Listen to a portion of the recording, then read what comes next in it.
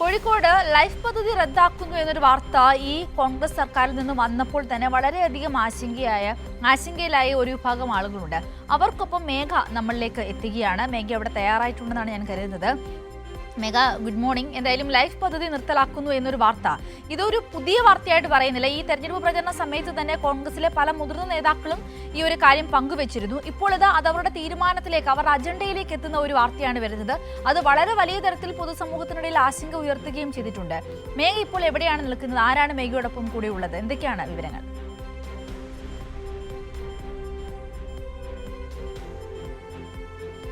Sindhuri, UDF സർക്കാർ അധികാരത്തിൽ വന്നതിന് തൊട്ടു പിന്നാലെ തന്നെയാണ് ലൈഫ് മിഷൻ പിരിച്ചുവിടും എന്നൊരു പ്രഖ്യാപനം സർക്കാരിൻ്റെ ഭാഗത്ത് നിന്ന് ഉണ്ടാകുന്നത്. അത് നിരവധി ആളുകളെ, അതായത് ലൈഫ് മിഷൻ പദ്ധതിയിൽ ലൈഫിലൂടെ ഒരു വീട് എന്ന സ്വപ്നം കണ്ട് കഴിയുന്ന നിരവധി ആളുകളെ വലിയ തരത്തിൽ പ്രയാസത്തിലാഴ്ത്തുന്ന തീരുമാനം കൂടിയായിരുന്നു. ഏകദേശം 5 ലക്ഷത്തിലധികം വീടുകളാണ് ലൈഫ് ഭവന പദ്ധതി പ്രകാരം നിർമ്മിച്ചു നൽകിയത്. 1 ലക്ഷത്തോളം വീടുകൾ ഏകദേശം നിർമ്മാണ പ്രവൃത്തി പുരോഗമിക്കുന്ന ഘട്ടം കൂടിയാണ്. അതിനിടെയാണ് അത്തരത്തിലൊരു പ്രഖ്യാപനം UDF സർക്കാർ നടത്തുന്നത്. അതിൽ ഒരു വിഭാഗം ആളുകൾ, അതായത് സാധാരണക്കാരായ കുറേ മനുഷ്യർ, ഒരു വീട് എന്ന സ്വപ്നം യാഥാർത്ഥ്യമാകും, സാക്ഷാത്കരിക്കപ്പെടും എന്ന് കരുതി കാത്തിരിക്കുന്ന കുറേ മനുഷ്യരെ വലിയ തരത്തിൽ പ്രയാസത്തിലാക്കുന്നു. ലൈഫിലൂടെ വീട് ലഭിച്ച ഒരുപാട് പേരുടെ സന്തോഷം കണ്ട മനുഷ്യർ വലിയ പ്രതീക്ഷയിൽ കൂടിയാണ് ഈ ലൈഫ് ഭവന പദ്ധതി പ്രകാരം വീട് ലഭിക്കും എന്ന് കരുതി കാത്തിരുന്ന കുറേ മനുഷ്യരാണ് വലിയ പ്രയാസത്തിലായിരിക്കുന്നത്. ഞാനിപ്പോൾ നിൽക്കുന്നത് കോഴിക്കോട് ജില്ലയിലെ കോഴിക്കോട് കോർപ്പറേഷൻ പരിധിയിൽ വരുന്ന തണ്ണീർപന്തലിലാണ്. ഇവിടെ എനിക്കൊപ്പം ഉള്ളത് ഈ വീട്, അതായത് എനിക്ക് പുറകിൽ കാണുന്ന ഈ വീട് ഏകദേശം ഒരുപാട് പഴക്കമുള്ള വീടാണ്. അതിനൊപ്പം തന്നെ പൊട്ടിപ്പൊളിഞ്ഞു കിടക്കുന്ന സാഹചര്യമാണ് ഉള്ളത്. ഈ ലൈഫ് ഭവന പദ്ധതിയിൽ അപേക്ഷ നൽകി കാത്തിരിക്കുന്ന ഒരു മനുഷ്യൻ, വലിയ പ്രതീക്ഷയിൽ കൂടിയാണ് ഇദ്ദേഹം ഉണ്ടായിരുന്നത്. രഞ്ജിത്ത് എന്നാണ് ഇദ്ദേഹത്തിൻ്റെ പേര്. നമുക്ക് ആ ചേട്ടനോട് തന്നെ ചോദിക്കാം, എന്താണ് ചേട്ടാ ഈ വീടിൻ്റെ ഒരു സാഹചര്യം ഏത് രീതിയിലാണ്? നിങ്ങൾ വളരെ പൊട്ടിപ്പൊളിഞ്ഞ് കിടക്കുന്ന വീടാണ്. മഴക്കാലമായ ഇവിടെ ഫുള്ള് വെള്ളമാണ്, ചോർച്ചയാണ്. കുറേ കാലം ഞങ്ങളിത് ലൈഫിന് വേണ്ടി കൊടുത്തിട്ട് ഇതുവരെ ഒന്നും ആയില്ല. ഇപ്പം ഈ സർക്കാർ വന്നപ്പം പ്രഖ്യാപിച്ചിരിക്കുന്നത് ലൈഫ് ഭവന പദ്ധതി എടുത്ത് കളയുമെന്നതാണ്. അപ്പോൾ നിങ്ങളെപ്പോലുള്ള സാധാരണക്കാരായ മനുഷ്യർ എന്താണ് ആ തീരുമാനത്തെ എങ്ങനെയാണ് കാണുന്നത്? അതാണ് ഏറ്റവും വലിയ പ്രശ്നം മാഡം. സാധാരണക്കാർക്ക് ഒരു ആനുകൂല്യം കിട്ടുന്ന കഴിഞ്ഞ സർക്കാർ ചെയ്തു തന്ന് ഇപ്പോൾ ഈ വരുന്ന സർക്കാർ ഇത് നിർത്തലാക്കിയല്ലേ, വല്ലാത്ത കഷ്ടമാണ് എല്ലാവരും. ഈ വീടിൻ്റെ പണി ഏകദേശം ഈ അപേക്ഷ കൊടുക്കുന്നു, ആ അപേക്ഷ ഏകദേശം അതിൻ്റെ തീരുമാനത്തിലേക്ക് എത്തുമ്പോഴാണ് ആ പദ്ധതി തന്നെ ഇല്ലാതാക്കുന്ന തരത്തിലേക്ക് തീരുമാനം വന്നിരിക്കുന്നത്. അപ്പോൾ എന്താണ് നിങ്ങളുടെ മുമ്പിലുള്ള ഒരു വഴി? ഞങ്ങളുടെ മുന്നിൽ വേറെ വഴിയൊന്നുമില്ല മാഡം. ഈ സർക്കാർ ചെയ്യുകയാണെങ്കിൽ ചെയ്യട്ടെ, ഇല്ലെങ്കിൽ ഞങ്ങൾ ഈ ചോർന്നൊലിക്കുന്ന വീട്ടിൽ തന്നെ താമസിക്കേണ്ടി വരും. ഞങ്ങൾക്ക് വേറെ ഓപ്ഷനൊന്നുമില്ല. ഞങ്ങൾ കൂലിപ്പണി എടുത്ത് ജീവിക്കുന്ന ആൾക്കാരാണ്. എന്താണ് ഇപ്പോൾ കിണർ നമ്മളവിടെ പോയി നോക്കുമ്പോൾ കാണുന്നുണ്ട്, എന്താണ് മൊത്തത്തിൽ ഈ വീട്ടിൽ നിങ്ങൾക്ക് താമസിക്കാൻ കഴിയാത്ത സാഹചര്യം തന്നെയല്ലേ ഉള്ളത്? തീർച്ചയായും മാഡം, തീരെ ഞങ്ങൾക്ക് താമസിക്കാൻ പറ്റാത്ത ഒരു സാഹചര്യമാണ്. ഈ ലൈഫ് പദ്ധതി പ്രകാരം ഒരുപാട് പേർക്ക് വീട് കിട്ടിയിട്ടുണ്ടായിരുന്നു കഴിഞ്ഞ സർക്കാരിൻ്റെ കാലത്ത്.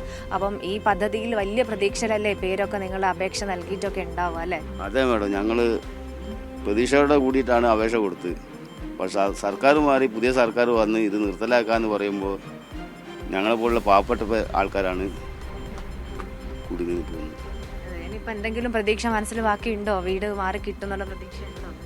ഇപ്പോൾ ഇനി ഒരു പ്രതീക്ഷയില്ല മാഡം. ഇപ്പോൾ സർക്കാർ മാറിയതുകൊണ്ട് ഇപ്പോൾ പ്രതീക്ഷിച്ചിട്ട് കാര്യമില്ല എന്നാണ് വിചാരിക്കുന്നത്. ഇപ്പോൾ നിങ്ങളിപ്പോൾ വാർഡ് കൗൺസിലറൊക്കെ എന്താ നിങ്ങളോട് പറയുന്നത്? ബന്ധപ്പെട്ടപ്പോൾ വാർഡ് കൗൺസിലർ പറയുന്നത് അവർക്ക് ഇപ്പോൾ ഒന്നും ചെയ്യാൻ കഴിയില്ല. ഇപ്പോൾ സർക്കാർ പുതിയ സർക്കാരാണല്ലോ. അപ്പോൾ സർക്കാരിൻ്റെ ഇനി പുതിയ സർക്കാരിൻ്റെ തീരുമാനം എന്താണ് അതായിരിക്കും നടക്കുകയെന്ന്. അല്ലാതെ ഞങ്ങൾക്കിപ്പോൾ വേറെ ഒന്നും അറിയില്ല. നമുക്ക് അതിനത്ര പഠിപ്പും വിവരമില്ലാത്ത ആൾക്കാരാണ്. എല്ലാ പ്രതീക്ഷയും അസ്തമിച്ചോ? എന്താണ് നിങ്ങളുടെ ഒരു മനസ്സിൻ്റെ അവസ്ഥ? പ്രതീക്ഷ അസ്തമിച്ച പോലെയാണ് മാഡം. ഇനി പുതിയ സർക്കാർ വന്നിട്ട് എന്താ ചെയ്യാന്നുള്ളത് അറിയില്ല. ഈ വീട്ടിൽ നിന്ന് എങ്ങനെയെങ്കിലും ഒന്ന് മാറണം, അതാണ് ഇപ്പോൾ ഏറ്റവും വലിയ ആഗ്രഹം. പുതിയൊരു വീട് വേണമെന്നുള്ളത്. അതെ മാഡം, ഇതൊന്നില്ലേ വിറ്റിട്ട് പോകണം. ഇതിപ്പോൾ ഇങ്ങനെ നന്നാക്കാനുള്ള കഴിവില്ല. ഇനിയിപ്പോൾ ഇത് വിൽക്കല്ലാതെ വേറെ നിവൃത്തിയുമില്ല. ചേട്ടൻ എന്താ ജോലി ചെയ്യുന്നത്? നിലവിൽ കൂലിപ്പണിയാണ് മാഡം. കൂലിപ്പണിക്കും സെക്യൂരിറ്റി പണിക്കും പോകുന്നു. മോനുണ്ട്. മുമ്പോട്ട് എല്ലാ തരത്തിലും വലിയ പ്രതിസന്ധിയാണ്. എല്ലാ തരത്തിലും പ്രതിസന്ധി. ഒന്നാമത് വിലക്കയറ്റം, എല്ലാം കൊണ്ട് മനുഷ്യൻ പാവപ്പെട്ട ആളാണ് കുടുങ്ങി പോകുന്നത്. സിന്ദൂരി അത് തന്നെയാണ്. ഈ ചേട്ടൻ്റെ വാക്കുകളിൽ നമുക്ക് വ്യക്തമാണ്. അതായത് വലിയ പ്രതീക്ഷ ഉണ്ടായിരുന്നു. ലൈഫിലൂടെ ഒരുപാട് വീടുകൾ ഉയർന്നു കണ്ടപ്പോൾ തനിക്കും നല്ലൊരു വീട് കിട്ടും എന്നൊരു പ്രതീക്ഷ ഈ ചേട്ടനുണ്ടായിരുന്നു. പക്ഷെ നിലവിലെ സാഹചര്യം അങ്ങനെയല്ല. വാർഡ് കൗൺസിലറെ പോലും ബന്ധപ്പെടുമ്പോൾ എന്താണ് ചെയ്യേണ്ടത് എന്ന് കൗൺസിലർക്ക് പോലും അറിയാത്ത സാഹചര്യം, അതായത് പെരുവഴിയിലായ സാഹചര്യം എന്ന് തന്നെ വേണമെങ്കിൽ പറയാം ഈ പദ്ധതിയുമായി ബന്ധപ്പെട്ടുകൊണ്ട്. കാരണം ഇനി എന്താണ് മുന്നോട്ടുള്ള നടപടിക്രമങ്ങൾ എന്നറിയില്ല. ലൈഫില്ല എന്നൊരു കാര്യം മാത്രമാണ് ഇവരെ അറിയിച്ചിരിക്കുന്നത്. ഏതായാലും അങ്ങനെ ഒരുപാട് പേർ, ഇത് ഈ രഞ്ജിത്തേട്ടൻ്റെ മാത്രം ജീവിതമാണ്, സാഹചര്യമാണ്. അങ്ങനെ ഒരുപാട് മനുഷ്യർ കാത്തിരിക്കുന്നുണ്ട്. അതായത് എന്താവും എന്നറിയാതെ പ്രയാസപ്പെട്ട് കഴിയുന്ന ഒരുപാട് മനുഷ്യർ കൂടിയാണ് ഈ ലൈഫ് പദ്ധതി റദ്ദാക്കിയതോടെ സത്യം പറഞ്ഞാൽ പ്രയാസത്തിലായിരിക്കുന്നത്. മേഘ, നമുക്കറിയാം അദ്ദേഹത്തിന്റെ ആ വാക്കുകളിലെ നിരാശ തന്നെയാണ് അവർ അനുഭവിക്കുന്ന ഏറ്റവും വലിയ മാനസിക പ്രയാസം എന്നുള്ളതും. സർക്കാർ മാറിയില്ലേ, ഇനി എന്ത് പ്രതീക്ഷ എന്നാണ് അദ്ദേഹം നമ്മളോട് പങ്കുവെച്ചത്. ഇവിടെ മേഘ, നമ്മുടെ മനസ്സിലേക്ക് വരുന്നൊരു പ്രധാനപ്പെട്ട ചിത്രം, മേഘയും അത് കണ്ടിട്ടുണ്ടാകും. അതായത് ഈ മുഖ്യമന്ത്രിയായി പ്രഖ്യാപിച്ചതിന് ശേഷം വി.ഡി. സതീശൻ പിണറായി വിജയനെ കാണുവാൻ വേണ്ടിയിട്ട് അദ്ദേഹത്തിന്റെ വീട്ടിലെത്തി. അവരുടെ കൂടിക്കാഴ്ചയ്ക്ക് ശേഷം മാധ്യമങ്ങളോട് പ്രതികരിച്ചപ്പോൾ വി.ഡി. സതീശൻ പറഞ്ഞൊരു വാക്കുണ്ട്, പഴയ സർക്കാരിന്റെ എല്ലാ നല്ല പ്രവർത്തനങ്ങളും തുടരും, ഒരു വികസന പദ്ധതിയും തങ്ങൾ നിർത്തലാക്കില്ല, അത് നല്ലതെല്ലാം തുടരും എന്നാണ് പറഞ്ഞത്. പഴയ സർക്കാരിന്റെ, പിണറായി സർക്കാരിന്റെ ഏറ്റവും മികച്ച പദ്ധതിയായിരുന്നു ലൈഫ് എന്നുള്ളത്. ലൈഫിന്റെ ഗുണഭോക്താക്കളായിട്ടുള്ളത് 1-2 പേരല്ല, ലക്ഷക്കണക്കിന് പേരാണ്. ആ പദ്ധതി തന്നെ ഈ കയറി ഇത്ര നാളെ ആയിട്ടുള്ളൂ. ഒന്ന് ആലോചിച്ച് നോക്കൂ, വളരെ കുറച്ച് ദിവസങ്ങളെ ആയിട്ടുള്ളൂ.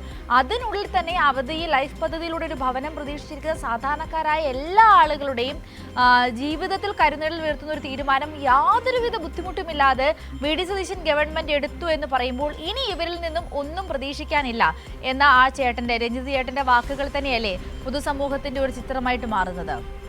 എത്രത്തോളം നിരാശയിലാണ് അദ്ദേഹവും അദ്ദേഹത്തെ പോലെ തന്നെ ഈ പറയുന്ന ലൈഫിൽ ഒരു വീട് പ്രതീക്ഷിച്ച് നിൽക്കുന്ന എത്രയെത്ര ആളുകൾ.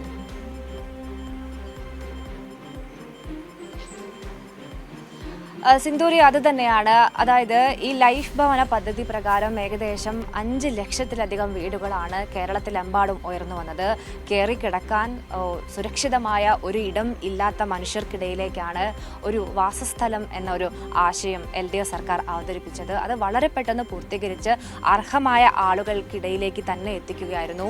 ഈ പദ്ധതി നടപ്പിലാക്കുമ്പോൾ തന്നെ ഒരുപാട് അപേക്ഷകൾ ഓരോ കോഡുകളിൽ നിന്ന് വന്നിരുന്നു. അങ്ങനെയാണ് 5 ലക്ഷം വീടുകൾ പൂർത്തീകരിച്ചിരിക്കുന്നത്. 1 ലക്ഷം വീടുകൾ അതിൻ്റെ പണിപ്പുരയിലാണ്. വീണ്ടും അതായത് ഈ രഞ്ജിത്തേട്ടനെ പോലെ നമ്മളിപ്പോൾ സംസാരിച്ചപ്പോൾ മനസ്സിലാക്കാൻ സാധിക്കുന്നത് ഇതുപോലെ ഒരുപാട് മനുഷ്യർ ഇങ്ങനെ അപേക്ഷ നൽകി കാത്തിരിക്കുന്നുണ്ട്. ഇനിയുള്ള സമയങ്ങളിൽ അത് പരിഗണിക്കും, അത് വീടായി മാറും, സുരക്ഷിതമായൊരിടം ഉണ്ടാകും എന്നൊരു പ്രതീക്ഷയിൽ കഴിയുന്ന ഒരുപാട് മനുഷ്യരുണ്ട്. അവർക്കൊക്കെ തന്നെയും വലിയ തിരിച്ചടി എന്നോണമാണ് ഈ സർക്കാർ, അതായത് ഈ എല്ലാ ജനക്ഷേമ പദ്ധതികളും ഏറ്റെടുത്ത് നടപ്പാക്കും എന്ന വലിയ പ്രഖ്യാപനങ്ങളൊക്കെ നടത്തിയ അതേ മുഖ്യമന്ത്രിയുടെ നേതൃത്വത്തിൽ തന്നെ അത്തരത്തിലൊരു പദ്ധതിയെ നാമാവശേഷം ചെയ്യുന്ന തരത്തിലേക്ക് കാര്യങ്ങൾ നീങ്ങിയിരിക്കുന്നത്. ഇനി എന്താണ്, അതായത് പാതിവഴിയിൽ നിൽക്കുന്ന മനുഷ്യരാണ്, ഇനി എന്താണ് ചെയ്യേണ്ടത് എന്ന് അവർക്കറിയില്ല. അത് തന്നെയാണ് അതായത് ഈ രഞ്ജിത്തേട്ടൻ നമ്മളോട് പറഞ്ഞിരിക്കുന്നത്. എല്ലാ പ്രതീക്ഷകളും അസ്തമിച്ചു. ഇനിയുള്ള സർക്കാർ, അതായത് UDF സർക്കാർ ഇനി എന്താണ് ചെയ്യുക എന്നറിയില്ല. ഏതായാലും അവർ കാത്തിരിക്കുന്നു പ്രതീക്ഷയോടുകൂടി എന്തെങ്കിലും, അതായത് ഈ ഇതുമായി ബന്ധപ്പെട്ടുകൊണ്ട് അപേക്ഷ നൽകിയ സ്ഥിതിക്ക് എന്തെങ്കിലും നീക്കുപോക്ക് ഉണ്ടാകും എന്ന്. പക്ഷേ മുൻകാലങ്ങളിലെ ഈ സാഹചര്യങ്ങളൊക്കെ പരിഗണിച്ച് പലപ്പോഴായി UDF സർക്കാരിൻ്റെ കാലത്ത് പറയുന്ന ഒരു കാര്യങ്ങളും നടപ്പായിട്ടില്ല. അത് അവർക്ക് ആവലാതി കൂട്ടുന്നു എന്ന് തന്നെയാണ് നമുക്ക് മനസ്സിലാക്കാൻ സാധിക്കുന്നത്. ഏതായാലും ഇനി എന്ത് എന്ന ചോദ്യചിഹ്നം തന്നെയാണ് ഇവരുടെ മനസ്സിൽ ഉള്ളത്. സിന്ദൂരി, ശരി, വ്യക്തമാണ്. മേഘ പറഞ്ഞതുപോലെ തന്നെ ഒരു വലിയ ചോദ്യചിഹ്നവും മനസ്സിലേന്തിയാണ് ഈ രഞ്ജിത്തിനെ പോലുള്ള, അദ്ദേഹത്തെ പോലുള്ള നിരവധി ആളുകൾ ഇന്ന് കാത്തു നിൽക്കുന്നത്. കാരണം ഇത്തരത്തിലൊരു തീരുമാനം യാതൊരുവിധ ബുദ്ധിമുട്ടുമില്ലാതെ അത്രയധികം ആളുകളുടെ പ്രതീക്ഷയിൽ കരുനിഴൽ വീഴ്ത്തിക്കൊണ്ട് ഈ ഒരു തീരുമാനം UDF സർക്കാർ എടുക്കുമ്പോൾ അത് ഏതൊക്കെ തരത്തിലാണ് നമ്മുടെ സമൂഹത്തിലെ സാധാരണക്കാരായ ജനങ്ങളെ ബാധിക്കുക എന്നുള്ളത് കാത്തിരുന്ന് കാണേണ്ട കാര്യം തന്നെയാണ്. മേഘയാണ് രഞ്ജിത്ത് എന്ന ചേട്ടൻ്റെ കുടുംബത്തോടൊപ്പം നമ്മളോടൊപ്പം ചേർന്നത്.